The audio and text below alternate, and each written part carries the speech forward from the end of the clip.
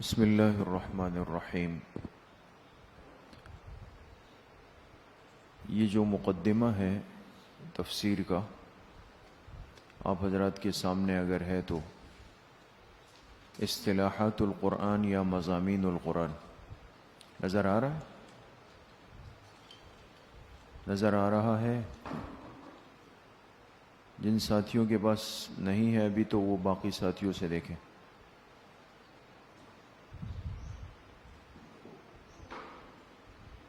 دیکھ رہے؟ تفسیر کو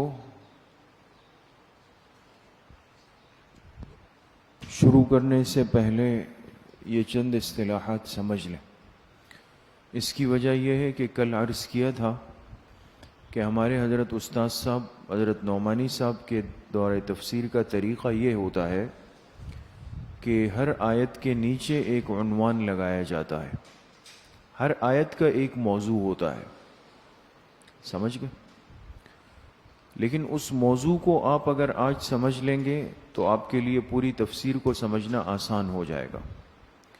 اب وہ جو موضوعات آیت کے نیچے ہوتے ہیں وہ اصطلاحات کہلاتی ہے، ٹھیک ہے؟ اب وہ اصطلاحات کیا ہے وہ آج ہم پہلے اس کو مختصراً پڑھ لیتے ہیں، پھر انشاءاللہ سورہ فاتحہ شروع کرتے ہیں۔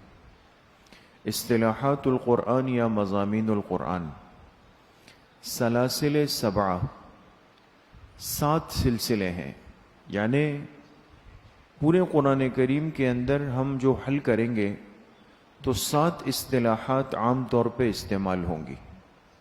کتنی اصطلاحات؟ 7 اصطلاحات۔ نمبر 1 دعاوی۔ دعاوی یہ دعویٰ کی جمع ہے، اردو میں بھی ہم کہتے ہیں نا بھئی فلاں آدمی نے اس زمین پر دعویٰ کر دیا ہے نا، فلاں آدمی نے پیسوں کا دعویٰ کر دیا ہے۔ اس دعویٰ کی جمع اگر آپ نکالیں تو کیا بنے گی؟ دعاوی۔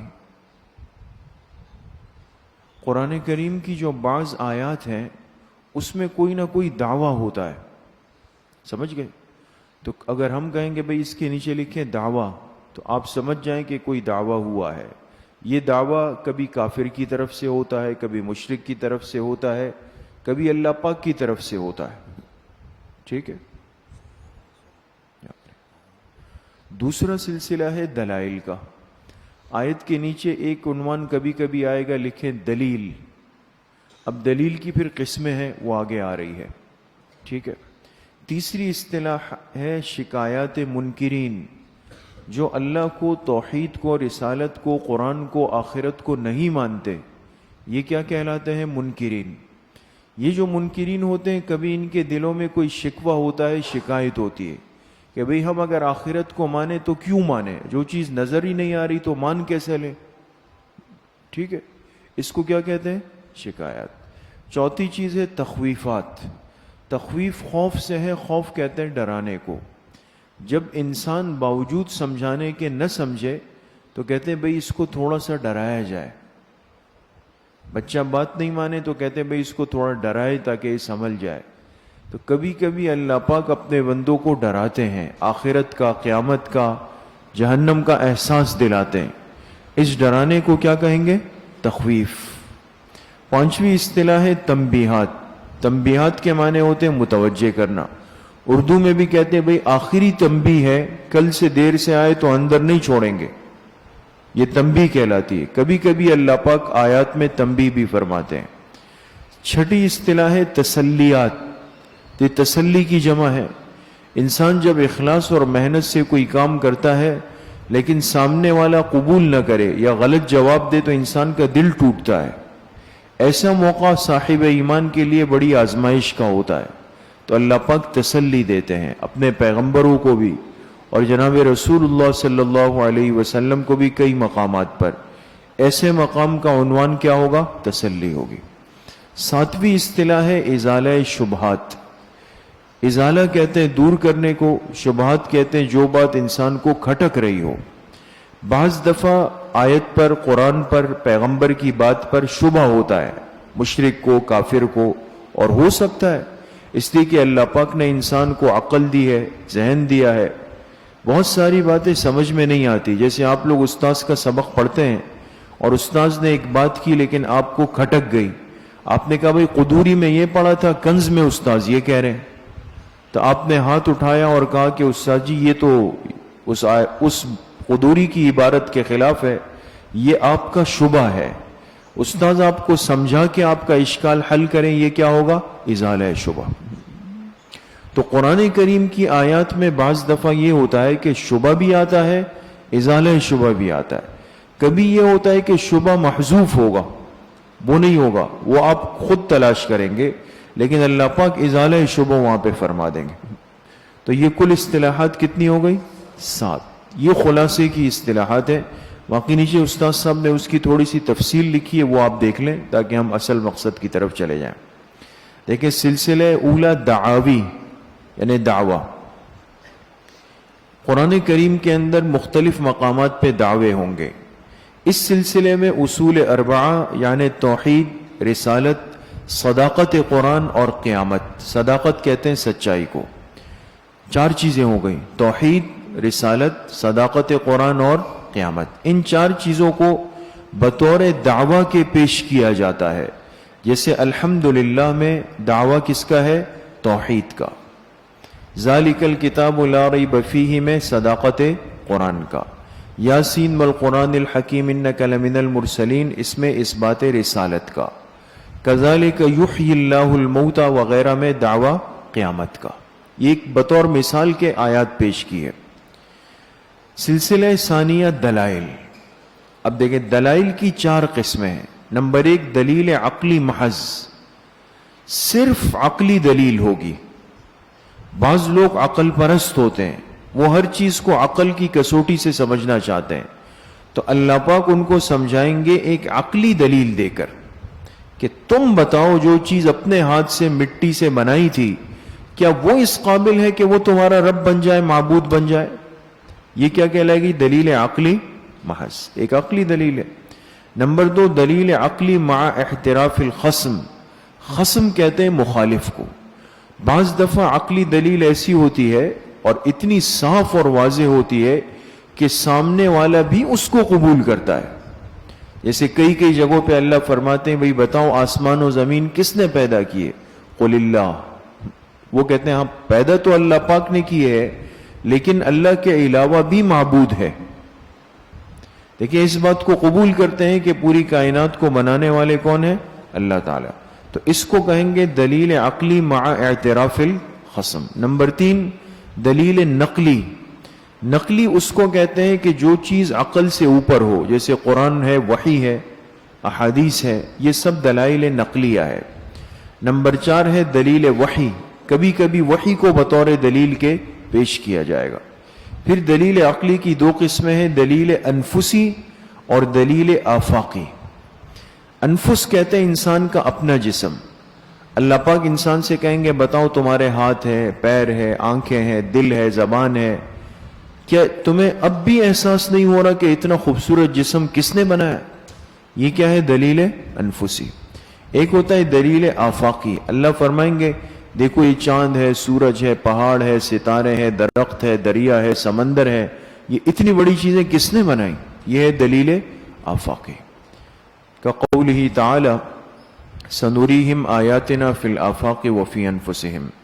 امثلہ یا ایھا الناس اعبدوا ربکم الذی خلقکم, اس میں اعبدوا دعوی توحید ہے. الذی خلقکم والذین من قبلکم دلیل عقلی انفسی ہے. الذی جعل لکم الارض فراشا دلیل عقلی آفاقی ہے. ولئن سألتهم من خلقهم ليقولن اللہ دلیل عقلی مع اعتراف الخصم وغیرہ. اور قل انی نہیت ان اعبد الذین تدعون من دون اللہ, یہ دلیل وحی کی مثال ہے. سمجھ گئے؟ مثالیں دی. دلیل نقلی کی 7 قسمیں ہیں. نقلی کی کس طرح؟ نمبر 1 دلیل نقلی از کتب سابقہ. قرآن سے پہلے کی جو کتابیں ہیں تورات, زبور, انجیل, کبھی کبھی اللہ پاک اس کو بھی بطور دلیل کے پیش کریں گے کہ بھئی یہ بات تو پچھلی آسمانی کتابوں میں بھی تھی. وَآتَيْنَا مُوسَى الْكِتَابَ وَجَعَلْنَاهُ هُدًى لِبَنِي إِسْرَائِيلَ. نمبر 2 دلیل نقلی از انبیاء سابقین. کبھی دلیل نقلی پیش ہوگی اور سابقہ انبیاء کو مثال کے طور پہ پیش کیا جائے گا اجمالی طور پہ. اجمالاً کا مطلب یہ ہوتا ہے کہ جہاں پیغمبر کا نام نہیں ہوگا، صرف یہ کہا جائے گا کہ پہلے جو پیغمبر گزرے، پہلے جو پیغمبر گزرے. وما ارسلنا من قبلک من رسول الا نوحی الیہ انہ لا الہ الا انا فاعبدون. نمبر 3، دلیل نقلی از انبیاء سابقین تفصیلاً. تفصیلاً کا مطلب یہ کہ اس پیغمبر کا نام بھی اللہ پاک لے لیں گے، جیسے وَاذْكُرْ فِي الْكِتَابِ ابراہیم، نام لے لیا نا، تو یہ ہے دلیل نقلی از ابراہیم علیہ السلام وعلی ھذا القیاس. نمبر 4، دلیل نقلی از علماء اہل کتاب. کبھی کبھی اللہ پاک دلیل پیش کریں گے نقلی اور اس میں اہل کتاب یعنی یہود و نصارہ کے علماء کو بطور دلیل پیش کریں گے، جیسے الذین آتیناہم الکتاب یتلونہ حق تلاوتہ اولئک یؤمنون بہ. نمبر 5، دلیل نقلی از جنات، جیسے قل اوحی الی انہ استمع نفر من الجن فقالوا انا سمعنا قرآنا عجبا. نمبر 6، دلیل نقلی از ملائکہ. کبھی فرشتے بطور دلیل پیش ہوں گے، جیسے شہد اللہ انہ لا الہ الا ہوا والملائکۃ واولو العلم قائما بالقسط. نمبر 7، دلیل نقلی از طیور. طیور کہتے ہیں پرندوں کو، پرندے جو ہواؤں میں اڑتے ہیں، اللہ پاک ان کو بطور دلیل پیش کریں گے، جیسے اللہ یسجدوا للہ الذی یخرج الخبء فی السماوات والارض ویعلم ما تخفون وما تعلنون. سمجھ میں آ گئی؟ یہ دلائل کی مختلف قسمیں تھیں. سلسلہ ثالثہ، شکایات منکرین. شکوے کی ابتدا اکثر قول سے ہوگی اور کبھی کبھی شکوے کے ساتھ جواب شکوہ بھی مذکور ہوگا، جیسے وَيَقُولُونَ مَتَى هَذَا الْوَعْدُ إِن كُنتُمْ صَادِقِينَ. دیکھیں یہ شکوہ ہے. کافر کہتے تھے اگر تم سچے ہو تو یہ وعدہ پورا کب ہوگا، قیامت کب آئے گی، یہ ان کی ایک شکایت ہے. قُلْ إِنَّمَا الْعِلْمُ عِندَ اللَّهِ، یہ ہے جواب شکوہ. سلسلہ رابعہ، تخویفات. کبھی اللہ ڈرائیں گے. پھر تخویف کی 2 قسمیں ہیں. نمبر 1 تخویف دنیاوی، نمبر 2 تخویف اخروی. کبھی دنیا کے اعتبار سے اللہ خوف دلائیں گے، نہیں مانا تو دنیا میں عذاب بھیج دوں گا، تم پر مسلط کر دوں گا ظالم بادشاہ کو. یہ تخویف دنیاوی ہے. دونوں کی مثالیں تخویف دنیاوی جیسے قل للذین کفروا ستغلبون، یہ دنیا کا ڈراوا ہے کہ ان قریب تم ناکام خائب و خاسر ہو جاؤ گے. نمبر 2 تخویف اخروی جیسے وتحشرون الی جہنم، آخرت سے ڈرایا کہ جہنم کی طرف اللہ پاک تمہیں لے جائیں گے. اس کے مقابلے میں مومنین کے لیے بشارات ہے. سلسلہ خامسہ، تنبیہات. یہ 3 قسم پر ہے. نمبر 1 تنبیہ انبیاء علیہم الصلاۃ والسلام. کبھی کبھی اللہ اپنے پیغمبر کو بھی تنبیہ کرتے ہیں، اللہ فرما سکتے ہیں. سمجھ میں آگے؟ اللہ کو حق حاصل ہے.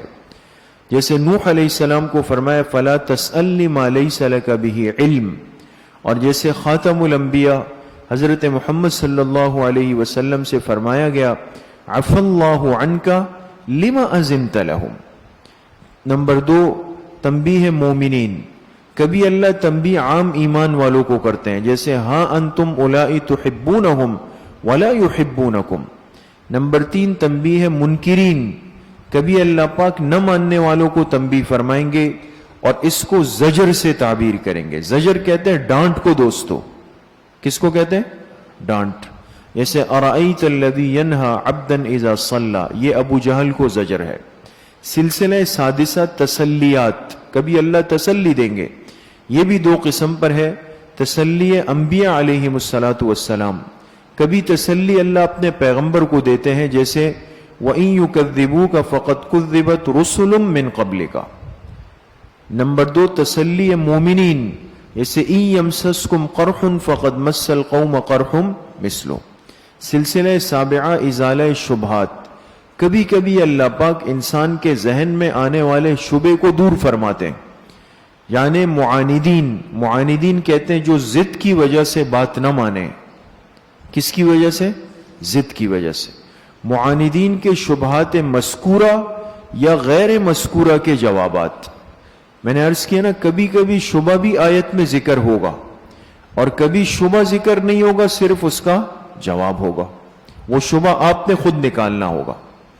جیسے وَإِن كُنتُمْ فِي رَيْبٍ مِّمَّا نَزَّلْنَا عَلَىٰ عَبْدِنَا فَأْتُوا بِسُورَةٍ مِّن مِّثْلِهِ. اور نمبر 2 إِنَّ اللَّهَ لَا يَسْتَحْيِي أَن يَضْرِبَ مَثَلًا مَّا بَعُوضَةً فَمَا فَوْقَهَا. اب دیکھیں 2 آیتیں ہیں نا. پہلی آیت وہ ہے کہ جس میں شبے کا بھی ذکر ہے. شبے کا شبہ کس چیز پر تھا؟ قرآن کریم کے وحی ہونے پر، کہ یہ قرآن کریم اللہ کی وحی نہیں ہے، یہ شبہ تھا. اور ذکر بھی ہے. تو اللہ نے فرمایا اگر یہ قرآن وحی نہیں ہے تو فَأْتُوا بِسُورَةٍ مِّن مِّثْلِهِ، یہ اس شبے کا ازالہ ہے. تو پھر تم اس جیسی ایک صورت بنا کر لے آؤ. ان کا شبہ بھی ذکر ہے اور اس کا جواب بھی. دوسری آیت ان اللہ لا یستحیی ان یضرب، یہ جواب شبہ ہے، شبہ نہیں ہے. شبہ یہ لوگ یہ کرتے تھے کہ بھئی اگر واقعی قرآن اللہ کا کلام ہے تو اللہ کی ذات تو اتنی بڑی ہے، اور بڑا آدمی کبھی چھوٹی چیزوں کی مثال نہیں دیتا. لیکن قرآن کریم میں اللہ پاک نے مچھر کی بات کی ہے، مکڑی کی بات کی ہے، گدھے کی بات کی ہے، مثال دی ہے نا.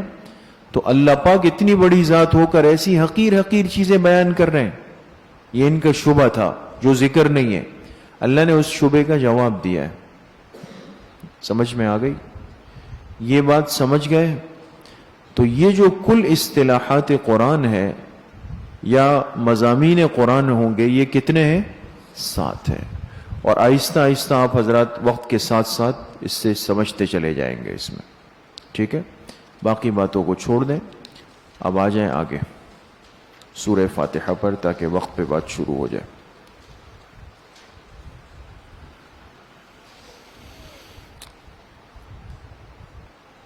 دیکھ رہے ہیں اسماء الفاتحہ نظر آیا؟ چونکہ سورہ فاتحہ قرآن کریم کی سب سے پہلی سورت ہے، سب سے پہلی سورت ہے. لیکن ایک سوال ہے آپ حضرات سے کہ اس کا پہلا ہونا کس اعتبار سے ہے؟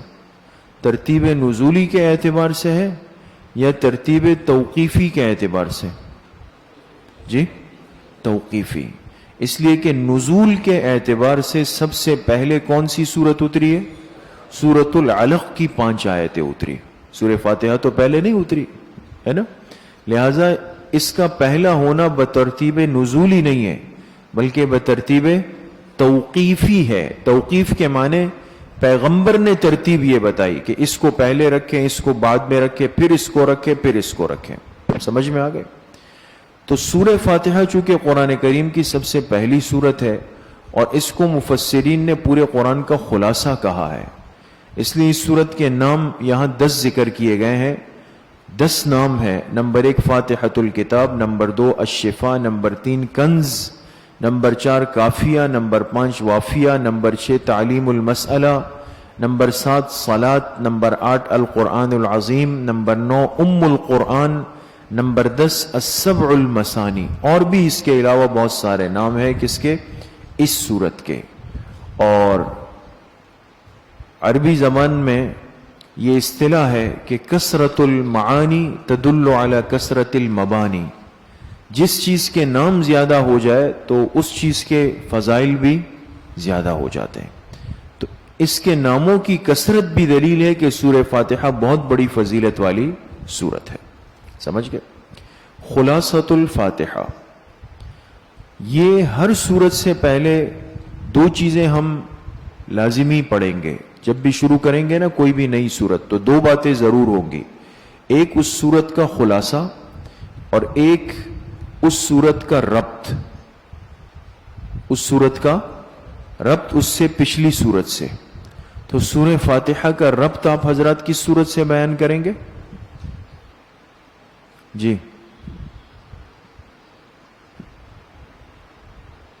سورہ فاتحہ کا ربط کس سے بیان کریں گے؟ سورۃ الناس سے. یعنی پھر ریورس آ جائیں گے ایسے آنے. اس سے پہلے تو سورت نہیں ہے نا، نہیں ہے نا، تو نہیں ہوگی. پھر اتنا مشکل سوال تو نہیں تھا میرے خیال میں. دیکھیں سورہ فاتحہ کا خلاصہ کیا ہے؟ 2 خلاصے یہاں پہ استاد صاحب نے ذکر کیے ہیں جو آپ دیکھ سکتے ہیں. نمبر 1 القاب خداوندی. خلاصہ یہ کہ پوری صورت میں بنیادی باتیں کتنی ہیں؟ خلاصہ اس کو کہتے ہیں. ایک تو اس میں اللہ پاک کے القاب ہیں. نمبر 2 آداب خداوندی، اللہ کی ذات کے آداب ہے. نمبر 3 عرض درخواست بجناب رب الارض والسماوات. اس صورت میں بندہ اللہ کو درخواست پیش کر رہا ہے، اہدنا الصراط المستقیم. یہ 3 باتیں سورہ فاتحہ کا خلاصہ ہے. ایک دوسرا خلاصہ بھی ہے. دوسرا خلاصہ کیا ہے؟ نمبر 1 اصلاح العلم والعمل. اصلاح العلم والعمل، علم اور عمل دونوں کی اصلاح ہو جائے. نمبر 2 ترغیب و ترہیب، رغبت بھی ہے ڈراوا بھی ہے، دونوں باتیں اس کے اندر جمع کی گئی. یہ کیا ہو گیا؟ سورہ فاتحہ کا خلاصہ ہو گیا. سمجھ گئے؟ ہمارے حضرت شیخ حضرت مولانا سرفراز خان صفدر رحمت اللہ علیہ، حضرت نے اپنی تفسیر کے اندر لکھا ہے کہ سورہ فاتحہ کا جو خلاصہ ہے وہ ہے طریقہ سوال. طریقہ سوال یعنی اس صورت میں حضرت فرماتے ہیں کہ اللہ نے اپنے بندے کو اپنے آپ سے مانگنے کا طریقہ سکھایا ہے. طریقہ سوال کیا مطلب؟ طریقہ سوال اس طرح ہے کہ حضرت فرماتے ہیں کہ انسان جب کسی سے سوال کرتا ہے تو پہلے اس کی تعریف کرتا ہے. پہلے اس کی کیا کرتا ہے؟ آپ حضرات کو جب چھٹی چاہیے ہوتی ہے، ایک چھوٹی سی مثال ہے ادنا سی نا، تو آپ جب درخواست لکھتے ہیں تو محتمم صاحب کے ساتھ کتنے القابات لگاتے ہیں، ہے نا؟ لگانا پڑتے ہیں. تو انسان جب کسی چیز کا طلبگار ہوتا ہے تو جس سے مانگتا ہے پہلے اس کی کیا کرتا ہے؟ تعریف کرتا ہے. تو الحمدللہ رب العالمین الرحمن الرحیم مالک یوم الدین، یہ 3 آیتیں کیا ہے؟ اللہ کی ذات کی تعریف ہے. دوسرے نمبر پہ پھر یہ بندہ کیا کرتا ہے؟ جس سے مانگنا چاہتا ہے اس سے اپنا ایک رشتہ اور تعلق بتاتا ہے. آپ لکھتے ہیں میں آپ کے مدرسے میں درجہ ثالثہ کا طالب علم ہوں، تاکہ محتمم صاحب ناظم تعلیمات مطمئن ہو جائے کہ یہ ہمارا طالب علم ہے اور قابل اطمینان طالب علم ہے نا؟ تو عرض سوال جب بندہ کرتا ہے تو پہلے اس کی تعریف کرتا ہے، پھر اپنا کیا بتاتا ہے؟ تعلق، رشتہ بتاتا ہے. یہ ہے ایاک نعبد و ایاک نستعین. اے اللہ آپ کی تعریف بھی ہے اور میرا آپ سے ایک تعلق بھی ہے. تعلق عبادت و استعانت کا ہے کہ میں عبادت بھی آپ کی کرتا ہوں، مدد بھی آپ سے مانگتا ہوں. 2 چیزیں ہو گئی. تیسرے نمبر پہ پھر انسان اپنی درخواست پیش کرتا ہے کہ مجھے چاہیے کیا. آپ لکھتے ہیں مجھے 3 دن کی رخصت چاہیے، 2 دن کی رخصت چاہیے. تو بندہ پہلے اللہ کی تعریف کرتا ہے 3 آیات میں، پھر ایاک نعبد و ایاک نستعین میں اپنے رشتہ اللہ پاک سے بیان کرتا ہے، اور پھر اپنی اصل درخواست کس آیت سے پیش کر رہا ہے؟ اہدنا الصراط المستقیم. اے اللہ مجھے آپ سے صراط مستقیم چاہیے. سمجھ گئے؟ تو حضرت امام اہل سنت بھی بہت بڑے مفسر تھے، حضرت مولانا سرفراز خان صاحب رحمۃ اللہ علیہ، اور اللہ پاک نے ان پہ قرآن کے اسرار کھولے ہوئے تھے. سمجھ میں آ گئے؟ چلے اب آ جائیں سورہ فاتحہ میں. سورہ فاتحہ کھول لیں.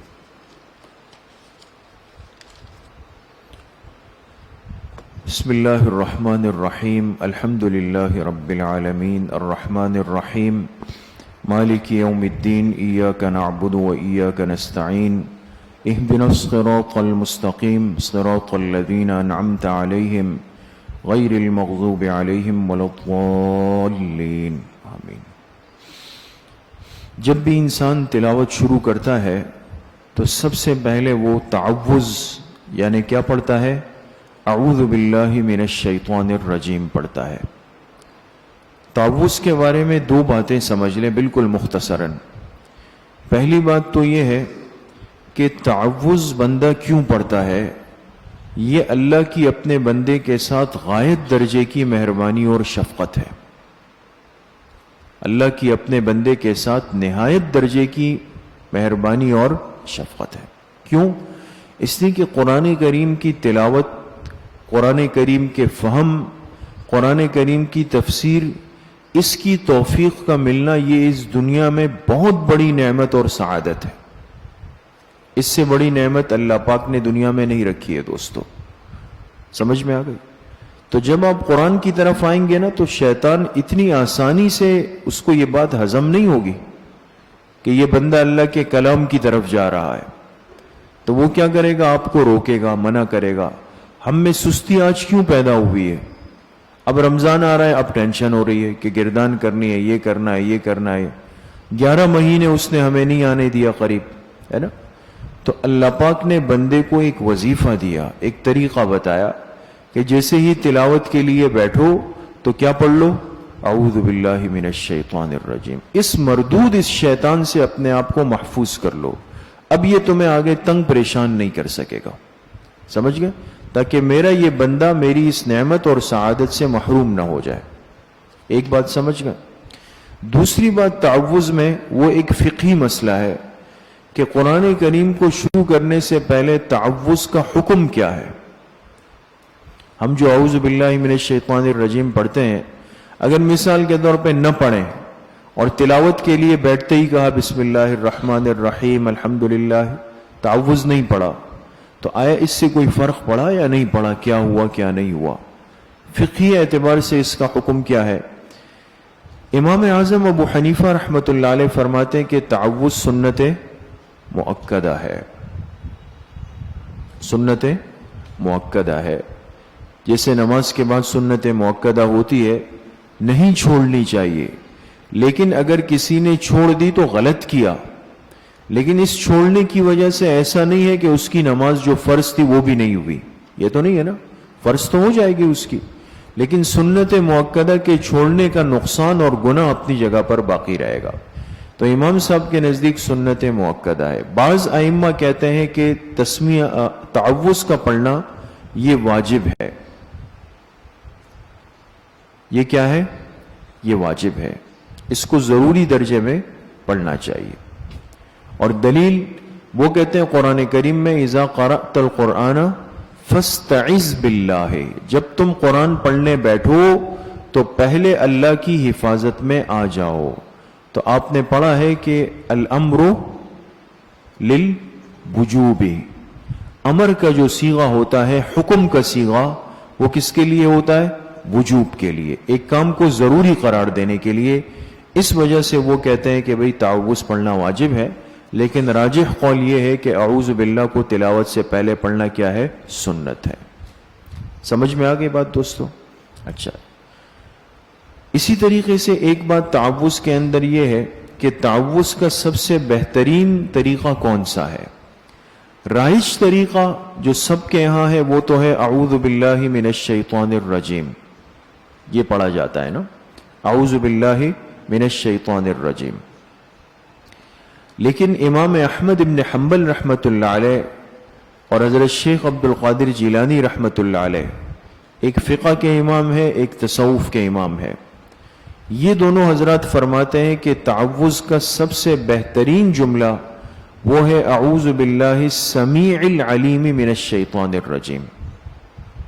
اعوذ باللہ السمیع العلیم من الشیطان الرجیم. سمجھ میں آ گئے؟ اور ہمارے حضرت استاد صاحب جو ہیں، حضرت نعمانی صاحب، ان کا معمول بھی یہ ہے، ہر سورت کو جب شروع کرتے ہیں نا تو اسی طرح پڑھتے ہیں اعوذ باللہ السمیع العلیم من الشیطان الرجیم. اور دلیل یہ ہے کہ قرآن کریم میں اللہ پاک فرماتے ہیں وَإِمَّا يَنزَغَنَّكَ مِنَ الشَّيْطَانِ نَزْغٌ فَاسْتَعِذْ بِاللَّهِ. آگے کیا ہے؟ إِنَّهُ هُوَ السَّمِيعُ الْعَلِيمُ. اسی طرح ہے نا، وَإِمَّا يَنزَغَنَّكَ مِنَ الشَّيْطَانِ نَزْغٌ فَاسْتَعِذْ بِاللَّهِ إِنَّهُ هُوَ السَّمِيعُ الْعَلِيمُ. إِنَّهُ ہے تو دیکھیں یہاں پر بھی سمیع العلیم کا آیا ہے نا، تو دونوں کو ہم جمع کریں گے تو اعوذ باللہ السمیع العلیم من الشیطان الرجیم. سمجھ میں آ گئی بات دوستو؟ ہو گئی بات؟ اچھا، بسم اللہ الرحمن الرحیم یہ ہے تسمیہ. شروع کرتا ہوں اللہ پاک کے نام سے جو کہ نہایت مہربان رحم کرنے والا ہے۔ رحمان کے ساتھ نہایت کا ترجمہ کیوں کیا؟ اس لیے کہ رحمان کے صیغے میں کیا ہے؟ مبالغہ ہے، مبالغہ ہے۔ تو جب مبالغہ ہے تو یہ مبالغہ ترجمے میں ظاہر ہونا چاہیے۔ کل آپ سے ایک بات عرض کی تھی کہ ہمارا ترجمہ اتنا مضبوط اور جاندار ہو کہ جس میں قرآن کریم حل ہو جائے، اور یہ چیز دوستو آپ کو سمجھ آئے گی کس سے؟ حضرت شیخ الہند رحمت اللہ علیہ کے ترجمے سے۔ تفسیر عثمانی جو ہے نا، تفسیر عثمانی ہر طالب علم کے پاس ہوتی ہے، لیکن ہماری مصیبت یہ ہے کہ آپ کسی بھی طالب علم سے پوچھ لیں، وہ کہے گا تفسیر عثمانی کا ترجمہ بہت مشکل ہے۔ مشکل ہے نا، واقعی میں مشکل ہے۔ تفسیر عثمانی کا ترجمہ مشکل ہے، بالکل مشکل ہے، اور ہم اس کی شکایت کرتے بھی ہیں۔ اسی لیے ترجمے کے لیے دائیں بائیں ڈھونڈتے ہیں پھر کہ کوئی آسان ترجمہ مل جائے ہمیں۔ لیکن کبھی آپ نے غور کیا کہ تفسیر عثمانی کا ترجمہ مشکل کیوں ہے؟ وہ مشکل اس لیے کہ وہ نفس ترجمہ نہیں ہے، انہوں نے ترجمے کے اندر پورے قرآن کریم کو حل کر دیا ہے۔ یعنی کہیں پر اگر اعتراض آتا ہے، اشکال وارد ہوتا ہے نا، وہ ترجمہ ایسا کر جاتے ہیں کہ اشکال کا راستہ ہی نہیں رہتا وہاں پہ۔ تو شروع اللہ کے نام سے جو نہایت مہربان، تو مبالغے کا جو تصور تھا نا وہ ترجمے میں آ گیا۔ وہ نہایت مہربان ہے الرحیم، اور وہ کیا ہے؟ رحم کرنے والا ہے۔ سمجھ گئے؟ اب یہ باتیں آپ حضرات پڑھ چکے ہیں کہ رحمان اور رحیم ان دونوں کے اندر کیا فرق ہے۔ ایک مشہور قول تو یہ ہے کہ رحمان جو ہے یہ اس کا تعلق دنیا اور آخرت دونوں سے ہے۔ رحمان الدنیا والآخرہ، رحمان کا تعلق کس سے ہے؟ دنیا سے بھی ہے اور آخرت سے بھی ہے۔ یہی وجہ ہے کہ اللہ پاک دنیا میں کافر کو بھی کھلاتے ہیں، کافر کو بھی پلاتے ہیں، اپنے دشمن کو بھی کھلاتے ہیں، سب کچھ کر رہے ہیں۔ صفت رحمانیت کا ظہور دنیا میں ہوتا ہے، جبکہ رحیم جو ہے یہ خاص ہے کس کے ساتھ؟ آخرت کے ساتھ۔ فرق سمجھ گئے؟ تو رحمان کیا ہے؟ عام ہے، دنیا کے ساتھ بھی آخرت، اور رحیم کیا ہے؟ خاص ہے، صرف کس کے ساتھ ہے؟ آخرت۔ تو رحمان میں مسلمان کافر دونوں شامل ہوں گے، جبکہ صفت رحیمیت میں کون شامل ہوں گے؟ صرف ایمان والے شامل ہوں گے۔ سمجھ میں آ گئی بات دوستو؟ اچھا، حضرت شاہ عبدالعزیز محدث دہلوی رحمت اللہ علیہ نے لکھا ہے کہ رحمان اور رحیم فرق یہ ہے کہ رحمان وہ ہے کہ جو چیز بن مانگے دے دے، بن مانگے دے دے۔ بھئی الحمدللہ ہم یہاں بیٹھے ہیں، 2 ہاتھ 2 پیر 2 کان 1 ناک 2 آنکھیں 1 سر، یہ ہے نا؟ تو آپ نے مانگا تھا کہیں؟ نہیں نا، یہ تو اللہ پاک کی مہربانی ہے کہ بن مانگے جب ہم وجود میں آ رہے تھے اپنے ماں کے رحم میں، تو اللہ پاک نے مہربانی فرمائی، ہمارا جسم پورا صحیح سالم بنا دیا۔ جو چیز بن مانگے دے دے تو وہ ذات کیا ہے؟ رحمان ہے۔ ٹھیک ہے؟ اور حضرت شاہ صاحب فرماتے ہیں جو چیز مانگ کر لی جائے وہ کیا ہے؟ وہ رحیم ہے۔ مثال کے طور پہ آپ صبح اٹھے اور سر درد ہو رہا ہے، چکرا رہا ہے، بخار محسوس ہو رہا ہے، بھئی یہ تو سبق ضائع ہو جائے گا کیا کریں؟ تو اٹھ کے بھئی دعا کی، اللہ شفا دے دے۔ اب شفا اللہ سے مانگ کر لی جا رہی ہے، تو یہ کیا ہے؟ یہ رحیم ہے۔ دوستو کچھ فرق سمجھ میں آ رہا ہے؟ یہیں پہ ہے نا؟ یہیں پہ ہے نا؟ سارے ساتھی تھوڑا سا وہ ہو جاتا ہے، ڈاؤٹ سا ہوتا ہے۔ الحمدللہ رب العالمین، الحمد کے نیچے لکھیں دعویٰ۔ اب دیکھیں کہاں تھا نا اصطلاحات ہوں گی نا، الحمد کے نیچے کیا لکھا؟ دعویٰ، دعویٰ۔ تمام تعریفوں کے مستحق اللہ ہی کی ذات ہے، یہ ترجمہ ہے۔ الحمدللہ، تمام تعریفوں کی مستحق اللہ ہی کی ذات ہے، یہ آپ دعویٰ کر رہے ہیں نا دوستو۔ جب دعویٰ کر رہے ہیں ترجمہ بھی دعوے والا ہوگا، ترجمہ بھی، تمام تعریفوں کی مستحق اللہ ہی کی ذات ہے. لکھ لیا؟ اب یہ آپ نے دعویٰ کیا تو انسان جب دعویٰ کرتا ہے تو اس دعوے پر کیا چاہیے؟ دلیل چاہیے. آپ نے کیسے یہ بات کہہ دی؟ ہمارے پاس اس کی دلیل موجود ہے. دلیل کیا ہے؟ رب العالمین. لکھیں دلیل نمبر 1. دلیل نمبر 1 لکھ لیا؟ الرحمن کے نیچے لکھیں دلیل نمبر 2. الرحیم دلیل نمبر 3. مالک یوم الدین دلیل نمبر 4. ہم نے اپنے ایک دعوے پر کتنے دلائل پیش کر دیے؟ 4 دلائل. اللہ ہی تعریفوں کے مستحق ہے، اس کے 4 دلائل ہے. پہلی دلیل، دلیل نمبر 1 کیا ہے؟ کہ رب العالمین، وہ تمام جہانوں کا پالنے والا ہے. تمام جہانوں کا پالنے والا ہے. یہ دلیل کیا ہے؟ دلیل نمبر 1. اس کے نیچے لکھ کے تربیت کا بیان. کس کا بیان؟ تربیت کا. یہ ساری چیزیں دوستو اگر لکھی ہوئی ہے تو سمجھنی ہوگی، اور نہیں لکھی ہوئی ہے تو لکھنی ہوگی. اس طرح حل ہوگا. بہت توجہ کے ساتھ بیٹھیں گے. تربیت کا بیان لکھ لیا؟ الرحمن الرحیم لکھے شفقت کا بیان. کس کا بیان؟ شفقت کا بیان. مالک یوم الدین لکھے تأدیب کا بیان. تأدیب جانتے؟ یعنی سزا دینا، ادب سکھانا. تو اللہ کے لیے تعریف اس لیے ہے کہ تربیت بھی اللہ کرتے ہیں، شفقت بھی اللہ کرتے ہیں، تأدیب بھی اللہ ہی کرتے ہیں. تو جس ذات میں یہ چاروں خوبیاں ہیں وہ واقعی اس لائق ہے کہ اس کی ہی تعریف کی جائے. سمجھ میں آ گئی بات دوست؟ اچھا، اب وہ اشکالات جو آپ حضرات اپنی طالب علمی میں کتابوں میں پڑھ چکے ہیں تو مختصراً بس اس کی طرف اشارہ کریں گے. العالمین جو تمام جہانوں کا رب ہے، تو اس پر اشکال یہ ہے کہ دنیا تو ایک ہی ہے، تو جہان کیسے ہو گئے؟ عالم کہنا چاہیے تھا نا، ہے نا؟ تو عالمین کیوں کہا پھر یہاں پہ؟ کیا جواب دیتے ہیں ہم لوگ؟ جتنی مخلوقات دنیا میں بستی ہے، ہر مخلوق کے لیے یہ دنیا مستقل عالم ہے. یعنی ہم اگر اپنی بات کہیں گے تو ہم کہیں گے دنیا عالم انسانیت ہے. جنات کہیں گے یہ عالم جنات ہے. حیوانات کہیں گے یہ عالم حیوانات ہے. نباتات کہیں گے یہ عالم نباتات ہے. تو جتنی مخلوقات اللہ پاک کی ہے وہ ان سب مخلوقات کے لیے یہ دنیا مستقل ایک عالم ہے. ہر ایک نے جب اس کو عالم کہا تو آپ پلس پلس کرتے چلے جائیں تو عالم کیا بن جائے گا؟ عالمین بن جائے گا. سمجھ میں آ گئی بات دوستوں؟ یہ بات یہاں پر ختم ہو گئی. اچھا، فرمائے مالک یوم الدین، جو کہ مالک ہے بدلے کے دن کا. دین کہتے ہیں جزا کو، بدلے کو. جس دن اللہ پاک بدلہ دیں گے اس دن کا وہ مالک ہے.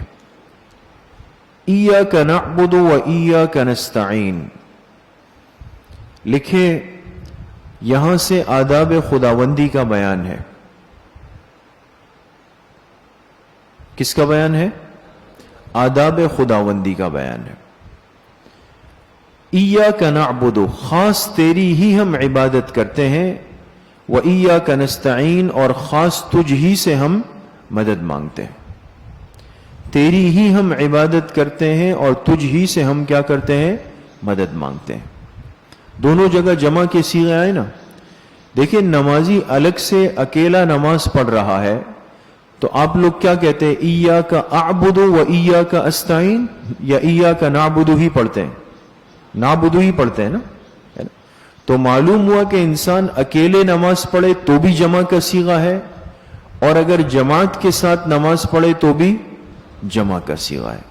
اس سے جو ایک اشارت النص والا نقطہ نکلتا ہے نا ہمارے احناف کے لیے، اشارت النص والا، وہ یہ ہے کہ امام جب سورہ فاتحہ پڑھ لے تو وہ سب کی طرف سے ہو جائے گی.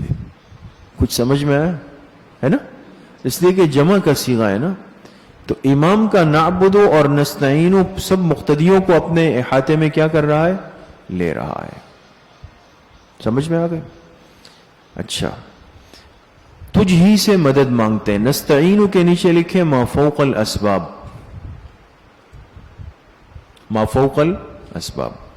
بعض دنیا میں ایسے سادہ لوگ ہیں، سادہ قسم کے لوگ دنیا میں ہے، وہ کہتے ہیں کہ اللہ کے غیر سے مدد مانگنا جائز ہے، جائز ہے. تو آپ کہتے ہیں کہ بھائی جائز نہیں ہے، مدد کے لائق ذات تو صرف کون سی ہے؟ اللہ کی.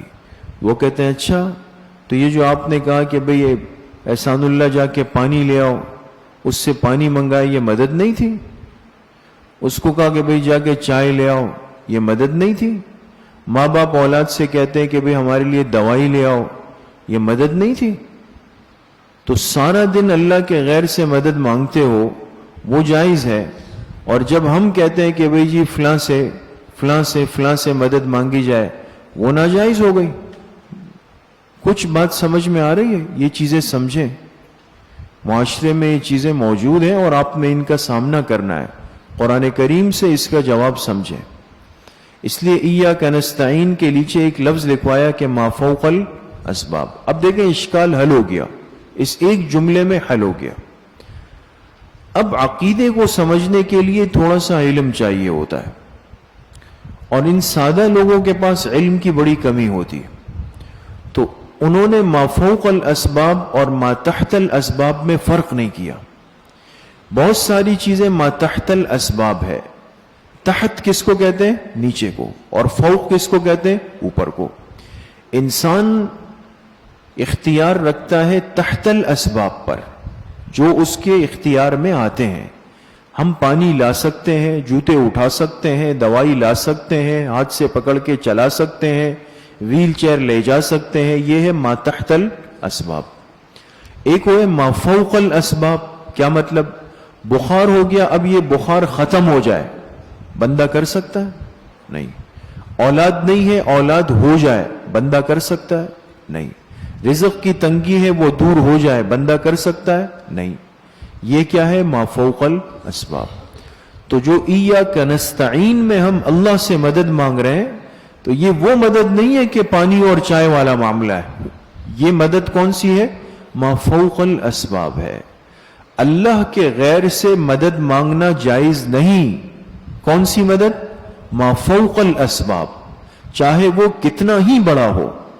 لہذا جناب رسول اللہ صلی اللہ علیہ وسلم سے لے کر حضرت شیخ عبد القادر جیلانی رحمت اللہ علیہ تک، یا ہمارے جتنے اولیاء اکرام دنیا کے اندر گزرے ہیں، ان کی اللہ پاک کے ہاں محبوبیت اور مقبولیت میں شک نہیں، لیکن یہ عقیدہ ہے کہ وہ ما فوق الاسباب کسی کے کام کے کرنے سے کیا ہے؟ عاجز ہے. سمجھ میں آ گئی؟ وہ کیا ہے؟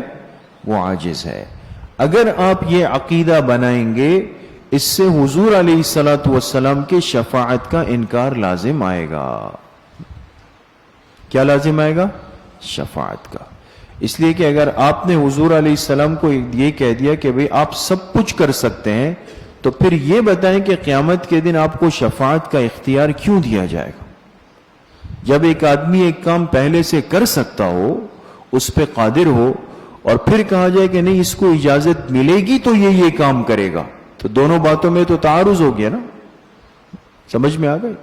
تو یہ چیزیں سمجھنی چاہیے. تو نستعین کے نیچے کیا لکھا؟ ما فوق الاسباب. اہدنا الصراط المستقیم لکھ کے عرض درخواست. اب اپنی درخواست ہم اللہ کو پیش کر رہے ہیں. اے اللہ ہمیں چاہیے کیا؟ ہمیں چاہیے کیا؟ اللہ کی تعریف بھی کر لی، اللہ سے اپنا رشتہ تعلق بھی بتا دیا. اے اللہ چاہیے کیا؟ عرض درخواست لکھیں. لکھ لیا؟ فرمایا اہدنا، اے اللہ ہماری رہنمائی فرما دے، الصراط المستقیم، سیدھے راستے کی. نا کے نیچے لکھے مفعول اول، الصراط المستقیم کے نیچے لکھے مفعول ثانی. یہ نحوی اعتبار سے ہے، ایک فعل کے کئی مفعول ہو سکتے ہیں.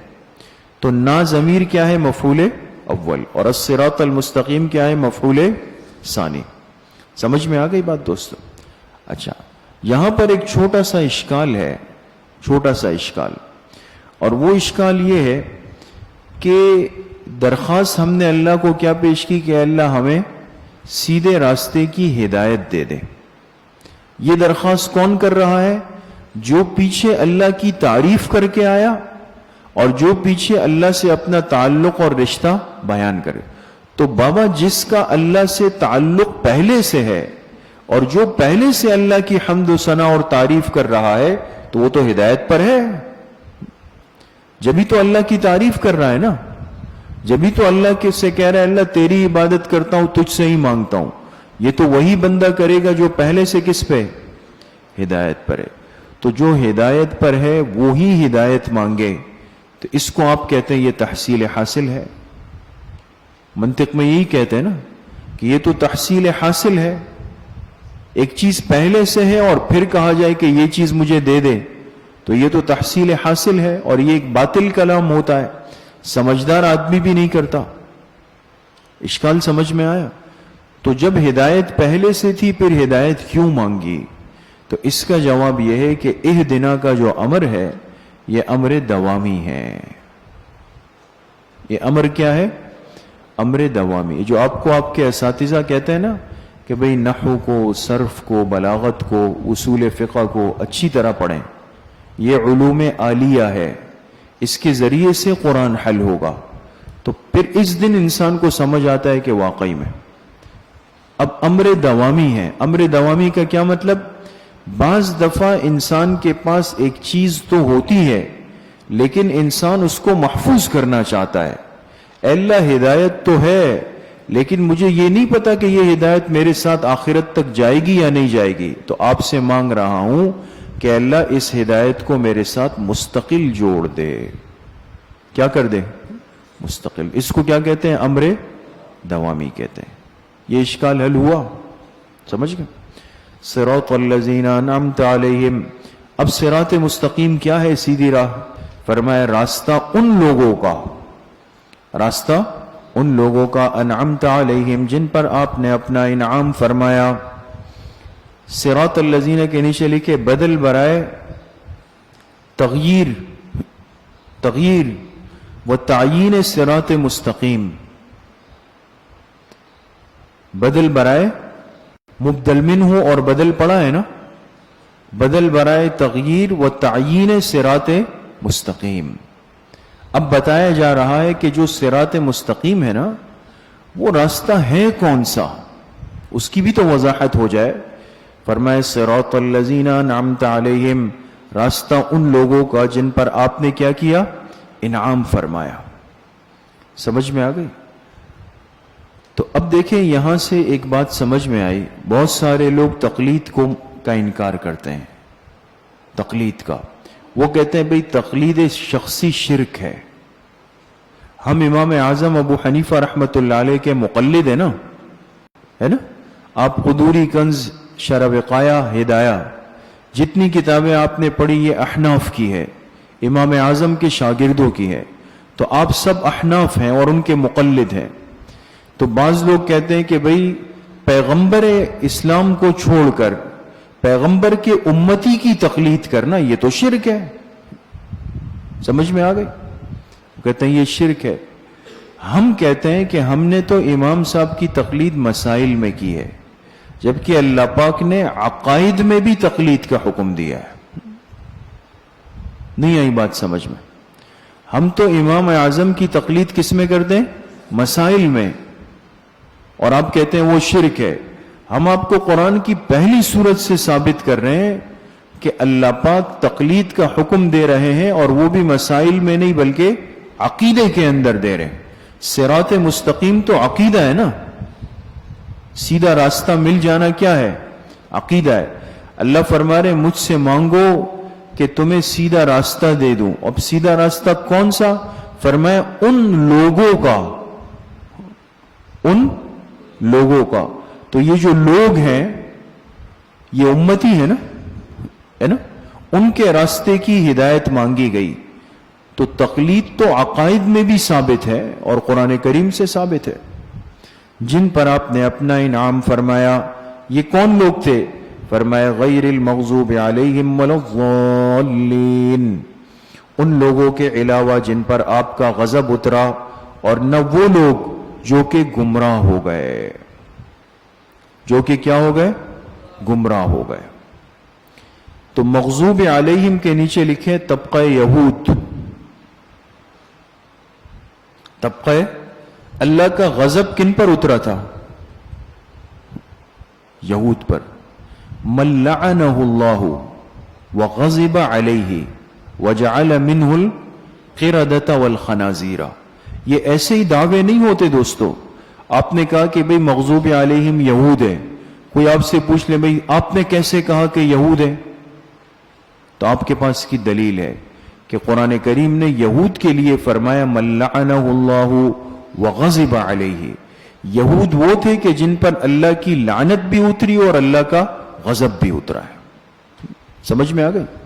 تو غیر مغضوب علیہم کا مصداق کون ہے؟ طبقہ یہود ہے، اور ضالین کا مصداق کون ہے؟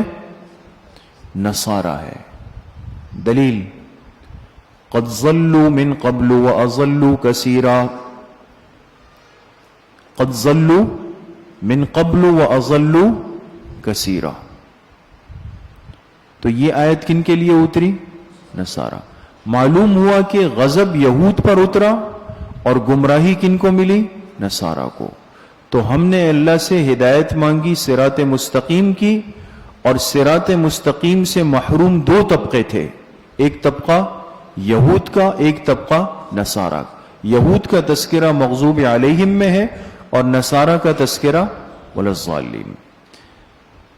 دوسری بات، استاد صاحب نے بڑا ایک اہم نقطہ بیان کیا یہاں پر، آپ حضرات اس کو لکھ لیں اگر نہیں لکھا ہوا، کہ مغضوب علیہم کا مصداق وہ لوگ ہیں جو ہیں محرومین بوجہ عناد۔ محرومین بوجہ عناد کس کو کہتے ہیں؟ ضد کو۔ ضد، اور ضد ایک روحانی مرض ہے دوستو۔ اس دن حضرت مفتی سجاد صاحب نے افتتاح میں یہ نقطہ بیان کیا، اگر آپ حضرات نے غور کیا ہو تو یہ مغضوب علیہم محرومین ہے بوجہ عناد، اور ضالین ہے محرومین بوجہ جہل۔ سمجھ گئے؟ بعض دفعہ انسان کے پاس علم ہے لیکن اصلاح نہیں ہے دوستو۔ یہود کے پاس علم بہت تھا، بھرے ہوئے تھے علم کے دوستو، معمولی لوگ نہیں تھے، لیکن تکبر کے عروج پر تھے، چوٹی پر تھے۔ اب دیکھیں علم ہے لیکن اللہ کے ہاں قبولیت اس لیے نہیں ملی کہ روحانی مرض تھا، اس کو کہتے ہیں عناد، محروم ہو گئے۔ سمجھ میں آ گئی؟ تو بعض دفعہ انسان عالم ہوتا ہے لیکن متکبر ہے، حاسد ہے، باغض ہے، غیبت کرنے والا ہے، بدنظری کرنے والا ہے، یہ اس کو ہلاک کر دیتا ہے دوستو۔ ضالین جن کے پاس علم ہے ہی نہیں لیکن کہہ رہے ہیں کہ جی میں بھی جانتا ہوں، مجھے بھی آتا ہے، مجھے بھی اتنا پتا ہے، آتا واتا کچھ بھی نہیں ہے، علم سے کورا ہے بالکل، واؤ کو باؤ کہتا ہے، لیکن جب کوئی بات ہو تو کہتے جی اتنا تو ہم بھی جانتے ہیں۔ بعض لوگ ہوتے ہیں نا، وہ کہتے ہیں اتنا ہم بھی جانتے ہیں، اور پھر یوسف کو جوزف پڑھتے ہیں۔ یوسف کو کیا پڑھتے ہیں؟ جوزف پڑھتے ہیں، اور کہتے ہیں ہم بھی جانتے ہیں۔ سمجھ میں آ گئی؟ تو بعض لوگ ایسے ہوتے ہیں، یوسف اور جوزف میں فرق نہیں کرتے، کہتے ہیں جی ہم بھی جانتے ہیں۔ تو دیکھیں اب ہمارے لیے بحیثیت ایک طالب علم کے اس سورہ فاتحہ کے اختتام میں ایک بہت بڑا سبق ہے کہ بغیر علم کے نہ تو علم کا دعویٰ کرنا ہے، بغیر علم کے علم کا دعویٰ کبھی نہیں کرنا ہے دوستو۔ نمبر 2، جب علم آ جائے تو اب اپنے آپ کو روحانی امراض سے بچانا ہے۔ کیا کرنا ہے؟ روحانی امراض سے بچانا ہے۔ اب آج کل یہ دونوں مصیبتیں اہل علم کی طرف فتنہ بن کر لپک رہی ہے۔ ایک تو ہمارے علم کو بہت کمزور کیا جا رہا ہے، کچا، ایک سطحی علم، کمزور سا علم، بالکل سمجھ میں آ گئے؟ کچا علم ہو، کمزور ہو. اور چلے اگر ہمارے مدارس سے کوئی فاضل بڑا ذہین فتین ماہر نکل آئے تو پھر کیا کریں گے؟ اس کو خراب کرنے کی کوشش کریں گے، اس کے اندر امراض کو پیدا کریں گے، کمزوریاں پیدا کریں گے. اس لیے ہمیشہ اپنے بڑوں کے ساتھ، اکابر کے ساتھ، بزرگوں کے ساتھ، اہل اللہ کے ساتھ جڑ کر رہیں گے، بہت جلدی ترقی بھی کریں گے، کامیاب ہو جائیں گے. سمجھ میں آ گئے؟ روحانی امراض سے بچ کر رہیں. بسم اللہ الرحمن الرحیم. سورۃ البقرہ. سورہ فاتحہ ختم ہو گئی دوستو، اب سورۃ البقرہ شروع ہو رہی ہے. البقرہ کے نیچے لکھیں تسمیۃ الکل باسم الجز. تسمیۃ الکل باسم الجز. اس سورت کو کہا سورۃ البقرہ، حالانکہ بقرہ کا تذکرہ اس سورت میں کتنی جگہوں پر ہے؟ ایک رکوع میں آیا ہے. بقرہ کا قصہ ہے نا، بنی اسرائیل نے گائیں ذبح کی تھی. اب اس ایک لفظ بقرہ کا لے کر پوری سورت کا نام رکھ دیا سورۃ البقرہ. اس کو کیا کہتے ہیں؟ تسمیۃ الکل باسم کسی کل کا نام اس کے جز کی وجہ سے رکھ دیا جائے. سمجھ گئے دوستو؟ یہ ہے تسمیۃ الکل باسم الجز. بسم اللہ الرحمن الرحیم. الف لام میم ذالک الکتاب لا ریب فیہ. اب الف لام میم، پہلی سورت کا آغاز ہوا حروف مقطعات سے. الف لام میم کس میں سے ہے؟ حروف مقطعات. آپ جانتے ہیں قرآن کریم کی کئی صورتیں ایسی ہیں کہ جن کا آغاز حروف مقطعات سے. یہ الف لام میم. پھر آگے سورہ آل عمران بھی الف لام میم ہے. کہیں پر ہے قاف، کہیں پر ہے صاد، کہیں پر ہے طٰہٰ، کہیں پر ہے کاف ہا یا عین صاد، کہیں پر ہے الف لام میم، کہیں پر ہے حامیم، کہیں پر ہے طاسیم میم. یہ سب حروف مقطعات ہیں. اب حروف مقطعات کا کیا مطلب ہے؟ اس کے کیا معانی ہے؟ اس کا ترجمہ کیا ہے؟ دنیا کی کسی تفسیر میں آپ کو اس کا ترجمہ نہیں مل سکے گا. سمجھ میں آ گیا؟ تو لہٰذا اب سوال یہ ہے کہ جب اس کا ترجمہ کسی کو نہیں پتا اور اس کا مفہوم کسی کو نہیں پتا، ایک مبہم چیز ہے، تو پھر اس کو قرآن کریم میں کیوں لایا گیا؟ اس کا فائدہ کیا ہے؟ سمجھ میں آ گیا؟ اس کو پھر قرآن کریم میں لایا کیوں گیا؟ اس کا جواب مفسرین نے یہ دیا کہ یہ اللہ پاک کی طرف سے بندوں پر ایک ابتلا ہے، ایک آزمائش کی سی شکل ہے، اور اللہ بندوں کو یہ سمجھانا چاہتے ہیں کہ تم کتنا بھی زور لگا لو میرے پورے کلام کو نہیں سمجھ سکتے ہو. سمجھ گئے؟ انسان کے اندر تکبر، عجب آتا ہے نا. آپ 15 پارے پڑھیں گے، پھر آئندہ سال 15 پارے، یا بعض ساتھیوں کے پورے ہو جائیں گے، دل میں آئے گا جی ہم نے دور تفسیر بھی پڑھا ہے، دور تفسیر بھی پڑھا ہے. یہ بھی اس لیے کہیں گے کہ بھئی یہ ایک اضافی میرے پاس سند ہے اس کی. تو ایسا نہ ہو کہ دل گندا ہو جائے، دل میں عجب اور تکبر آ جائے. تو قرآن کی پہلی آیت انسان کا زعم توڑ دیتی ہے کہ اگر اتنے ہی بڑے تیسمار خان ہو تو پھر الف لام میم کا ترجمہ کر لو. اس لفظ نے ہی انسان کی عقل کو ٹھنڈا کر دیا کہ نہیں بھائی، انسان عاجز ہے. سمجھ میں آ گئی ایک بات. دوسری بات یہ ہے کہ اس میں واضح طور پہ اشارہ ہے کہ قرآن کریم کی تلاوت مستقل عبادت ہے، چاہے سمجھ آئے چاہے نہ آئے. سمجھ گئے؟ یہ بہت اہم بات عرض کر رہا ہوں. قرآن کی تلاوت مستقل کیا ہے؟ عبادت ہے، چاہے سمجھ آئے چاہے نہ آئے. اس لیے کہ دوستوں آپ کے معاشرے میں ایک بہت بڑا طبقہ پروان چڑھ رہا ہے. سراج، ایک بہت بڑا طبقہ پروان چڑھ رہا ہے کہ جو آپ کے مدارس سے حفظ کرنے والے بچوں اور ان کے والدین کو بدظن کرتا ہے. آپ نے اس کو رٹا لگا دیا، اس بچے کو تو بیچارے کو کچھ سمجھ ہی نہیں ہے، قرآن سمجھ میں ہی نہیں آتا. سمجھ میں آ گئے؟ ہم لوگ جب اسکول پڑھتے تھے نا، اسکول وہ تو خیر بہرحال پھر بھی خیر القرون کا زمانہ تھا، کچھ بہتر تھا. اچھا بعض چیزیں جو ہے نا، ہم تو چونکہ مدرسے کے ماحول میں یہاں تو تقریباً ماشاءاللہ آپ لوگ حافظ ہیں، جو چیز زیادہ ہو جائے تو اس کے ذرا ریٹ نیچے آ جاتے ہیں. اب اسکول میں ایک بچہ اسکول بھی پڑھ رہا ہے، حفظ بھی کر رہا ہے، تو وہاں ذرا وزن زیادہ ہوتا ہے انسان کا نا. تو اب ہم جہاں بھی کوئی بات ہوتی تھی نا، تو ٹیچر یا کوئی کلاس میں آتا تو بچے کہتے تھے یہ لوگ حفظ بھی کر رہے ہیں. یہ ہمارا ایک اضافی بوجھ ہوتا تھا کلاس میں. تو بھئی حفظ بھی کر رہے ہیں، اور وہ لوگ اس کو وہ بھی کرتے تھے کہ بھئی ماشاءاللہ اسکول بھی پڑھ رہے ہیں، حفظ بھی کر رہے ہیں. تو ایک دفعہ ہماری ایک ٹیچر تھی، بڑی محبت کرتی تھی ہم سے. تو انہوں نے ہمیں کھڑا کیا دونوں کو نا، جوہر مفتی صاحب آپ لوگ حفظ کر رہے ہیں. ہم نے کہا کتنے پارے ہو گئے؟ مفتی صاحب کے کچھ پارے زیادہ تھے، میرے کم تھے، 14 اور 16 غالباً اس طرح.